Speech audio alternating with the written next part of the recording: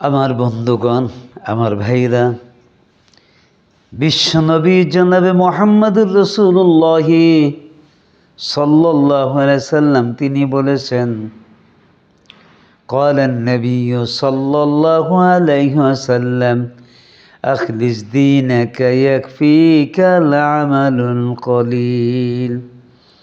তোমার ঈমানকে খাঁটি করো, অল্প আমলই নাজাতের জন্য যথেষ্ট হয়ে যাবে।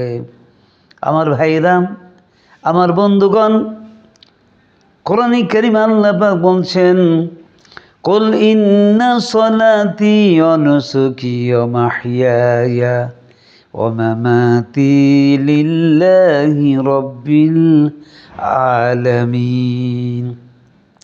নবী আপনি বলুন, আমার নামাজ, আমার কুরবানি, আমার জীবন, আমার মৃত্যু, যা কিছু আছে, যত নেক আমল করি, সব কিছু একমাত্র আমি আল্লাহ রব্বুল আলামিনের সন্তুষ্টির জন্য করি।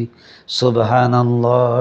আমরা যা কিছু করব, কোরআন পড়ব, হাদিস পড়ব, আলেম হব, আলেমা হব, হাফেজ হব, হাফেজা হবে, কারি হব, মাওলানা মুফতি মুহাদ্দিস হব, তবলিগে চিল্লা লাগাইব, সান লাগাইব, বিদেশ সফর করব, মানুষকে উপকার করব, যা কিছু করব একমাত্র আল্লাহ পাকের সন্তুষ্টির জন্য করব।